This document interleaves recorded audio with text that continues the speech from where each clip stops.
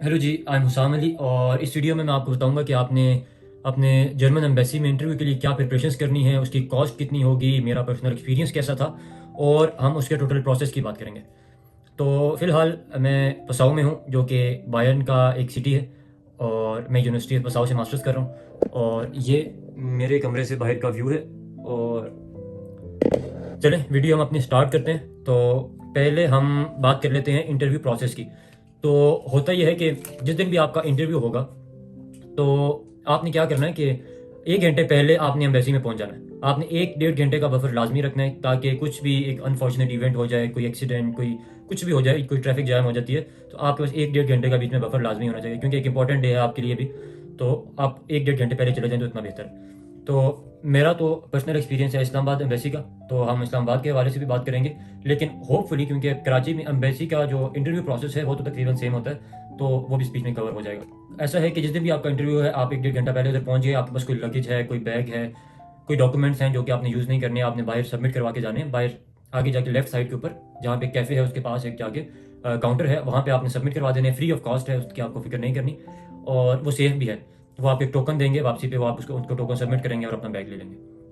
तो जैसे ही आप अपने उधर एम्बेसी के आप शटल सर्विस वाली जगह पहुंच जाते हैं, तो आपने उधर एक शटल सर्विस वाली जगह पे लाइन लगी होती है।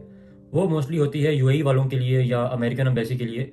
तो आपने उस लाइन में खड़े नहीं होना, आपने जाके आगे जो भी आदमी खड़ा हुआ है, आपने उसको कहना है कि मेरा इस टाइम पे जर्मन एम्बेसी के अंदर इंटरव्यू। आप उसको बेसिकली कंफर्मेशन ईमेल भी दिखा सकते हैं, वो आपसे पूछेगा भी। तो आपने कहना मेरा इस टाइम पे इंटरव्यू है। तो अगर तो बीच में एक डेढ़ मतलब बेसिकली 30 to 35 मिनट्स या 45 मिनट्स रहते हुए, तो वो आपको अंदर भेज देगा। तो जैसे ही आप अंदर जाएंगे, तो आपको बेसिकली यहाँ पे चाहिए एक आईडी कार्ड की कॉपी और अपनी जो अपॉइंटमेंट की कंफर्मेशन है वो। तो ये दो चीज़ें आपके पास लाजमी होनी चाहिए, क्योंकि ये शटल सर्विस वाले अमूमन मांग लेते हैं। मेरे से आईडी कार्ड की कॉपी भी मांगी थी उन्होंने, और जीमेल कंफर्मेशन भी। तो आपने उधर जाना है, काउंटर होगा राइट साइड पे, उसके ऊपर आपने जाके उससे बात करनी है। तो वो आपको कहेगा कि ये मुझे दे दें, और साथ में वो आपको एक बेसिकली टिकट सा दे देगा। साथ ही एक और काउंटर होगा, उसके ऊपर जाके आपने फीस सबमिट करवा देनी है, जो कि 1500 होगी। तो पहली जो हमारी कॉस्ट आ गई है वो है शटल सर्विस की 1500। तो जैसे ही आप वो टिकट वगैरह लेंगे, तो आप बाहर जाएंगे, एक बस खड़ी होगी या बस का आप वेट करेंगे। तो वो आपको बस में बैठ के आप 10 to 15 मिनट्स के अंदर एम्बेसी पहुंच जाएंगे। तो होता यह है कि वो बेसिकली कॉल भी कर रहा होता है, बीच में एक स्पीकर पे आवाज़ आ रही होती है बस के अंदर कि ये वाली एम्बेसी पहुंच गए हैं, ये वाली एम्बेसी पहुंच गए हैं। तो आपने वो जहन में रखना है कि जैसे ही वो आपको बताएगा कि हम जर्मन एम्बेसी पहुंच गए हैं, तो आपने उधर उतर जाना है। खैर, इसके बाद जैसे ही आप एम्बेसी पहुंचते हैं, तो बाहर हो सकता है कि लाइन लगी हो, अगर लाइन ना लगी हो तो बाहर कोई ना कोई खड़ा होगा, जिसको जो कि आपकी जो कन्फर्मेशन होती है उसके ऊपर आपका अराइवल का टाइम लिख देगा कि आप इतने बजे एम्बेसी में पहुंच चुके थे।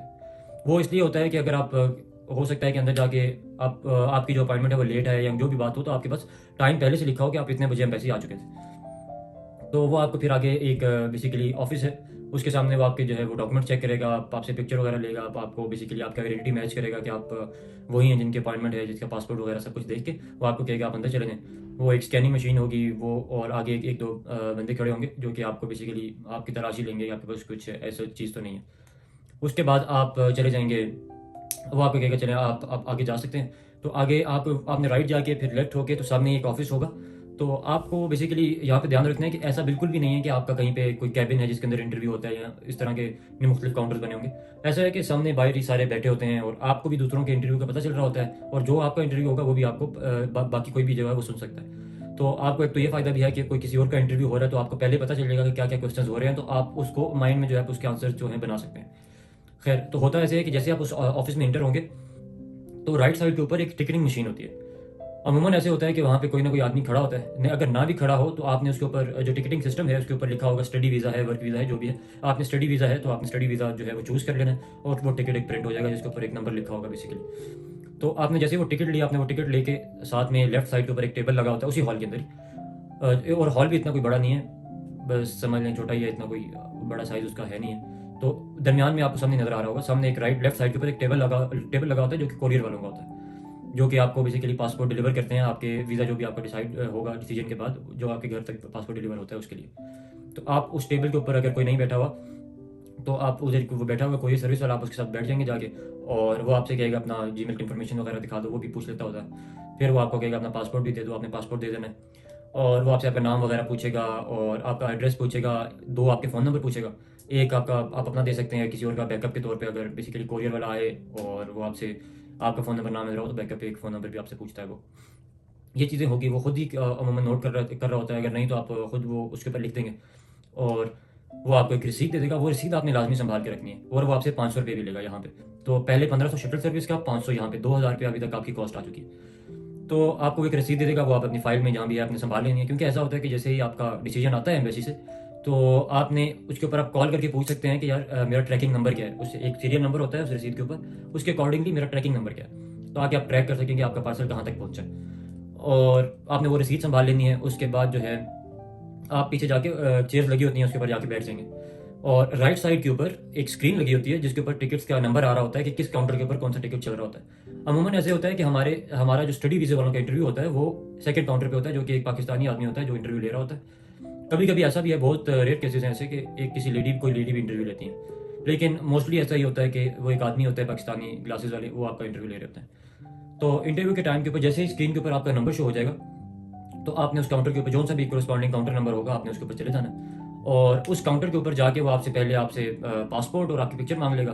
बीच में गिलास लगा होता है और आप जाके खड़े होकर इंटरव्यू देते हैं कि बैठने वाला भी सिस्टम नहीं होता, और वो बेसिकली एक स्पीकर में ही बोल रहा होता है और आपके सामने भी एक माइक सा लगा होता है, तो सारों को पीछे आवाज़ आ रही होती है और आपकी आवाज़ भी बेसिकली सुन ही सकता है अगर कोई सुनना चाहे तो ऐसा है कि आपने उसको पासपोर्ट और पिक्चर दे देना, नीचे स्लाइड कर देना है उसके ग्लास के नीचे से, वो आपका डॉक्यूमेंट्स वगैरह देखने लग पड़ेगा।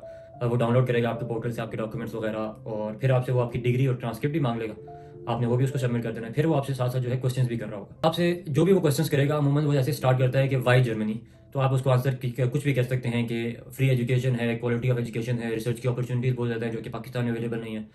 आपने कोशिश ये करनी है कि जो भी आप आंसर दे रहे हैं आपने टू द पॉइंट आंसर देना है, बेसिकली 1 to 2 सेंटेंसेस, आपने उसको लंबा नहीं करना, क्योंकि आप उसको जितना खींचेंगे उसके अंदर से उसके लिए क्वेश्चन निकालने का मौका मिलेगा, वो आपको उसी के अंदर फंसाने की कोशिश करेगा। आपसे जो वो क्वेश्चन पूछ रहे हैं आपने straightforward to the point उसका आंसर देना है और फिर चुप हो जाना है। ऐसा नहीं है कि आप बोलते रहेंगे जब तक वो अगला क्वेश्चन नहीं करेगा।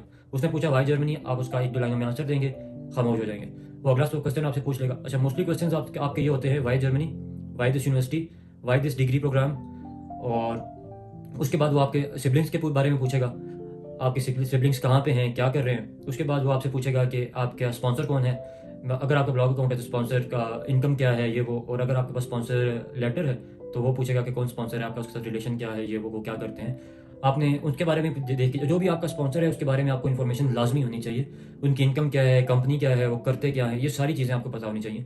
और सेकेंडली आपको ये भी पता होना चाहिए कि बेसिकली आपकी डिग्री प्रोग्राम में क्या क्या है, आप क्या स्पेशलाइजेशन आगे करेंगे, आपकी रिसर्च कैसी है, ताकि आपको कोई भी क्वेश्चन आपको करे तो आपको उसका आंसर आता हो। एक और एक इंपॉर्टेंट क्वेश्चन होता है कि आपका फ्यूचर प्लान क्या है, तो बेसिकली उसके अंदर भी आपने टू द पॉइंट आंसर देना है। इसके अंदर अच्छा, क्वेश्चंस के कोई भी आंसर जो है वो राइट एंड रॉन्ग नहीं है, जो फैक्चुअल नहीं है। लेट्स सपोज ये क्वेश्चन है कि आपने फ्यूचर प्लान क्या है, उसका कोई फैक्चुअल आंसर नहीं है, तो आपने उसके ऊपर to the point 1 to 2 sentences के अंदर आंसर देना है कि मैं उधर कुछ अर्सा जो है मैं उधर इंडस्ट्री में काम करूंगा और वापस फिर पाकिस्तान आ जाऊंगा, अपनी फैमिली के पास यहाँ पे अपना स्टार्टअप स्टार्ट करूंगा, या जो भी चीज़ आपने आंसर कर उसको करना है। तो आप अगर उसको डायरेक्टली ये कह देते हैं कि मैंने स्टडीज़ के बाद पाकिस्तान वापस आ जाना, तो आपको बेसिकली यही क्वेश्चन करेगा कि आपने पाकिस्तान वापस क्यों आना है, क्योंकि ये तो उनको भी पता ही है कि पाकिस्तान वापस तो कोई नहीं आता। तो हो सकता है कि आपसे वो बस ये क्वेश्चन करे, क्योंकि ऐसा हुआ है मेरे दोस्त के सामने, एक और बंदा इंटरव्यू दे रहा था, उसने कहा था कि मैं पाकिस्तान वापस आऊँगा, तो वो आगे से हंसने लग पड़ा कि आप पाकिस्तान वापस क्यों आएंगे, तो आप ऐसा क्या है पाकिस्तान में। तो बेसिकली उनको भी पता ही है कि कोई पाकिस्तान वापस नहीं आता, तो आपने स्ट्रेट फॉरवर्ड आंसर देना है कि मैं उधर इंडस्ट्री में काम करूँगा और उसके बाद आना चाहूँ तो बाद में मैं इंडस्ट्री में काम करने के बाद अपना जो पोस्ट स्टडी वीज़ा है उसको यूटिलाइज़ करने के बाद अगर मुझे इंडस्ट्री में काम करने का मौका मिलता है वो काम करूँगा और उसके बाद पाकिस्तान आ जाऊँगा। 1 से 2 सेंटेंसेस के अंदर आंसर दे के आपने खामोश हो जाना। आपको मैं दोबारा बता रहा हूँ, आपने कोई भी आंसर लंबा नहीं खींचना। तो उसके बाद बेसिकली इतना ही होता है, और वो आपसे कोई डॉक्यूमेंट वगैरह अमूमन मांगते नहीं है, क्योंकि सारा कुछ पोर्टल पे अपलोडेड होता है। और इसके अंदर एक और चीज़ आपने ख्याल रखनी है कि जो आपका, अगर तो आपके पास स्पॉन्सर लेटर है तो आपका जो ट्रैवल इंश्योरेंस है वो आपकी 6 मंथ की होनी चाहिए, 3 मंथ्स की नहीं चलती।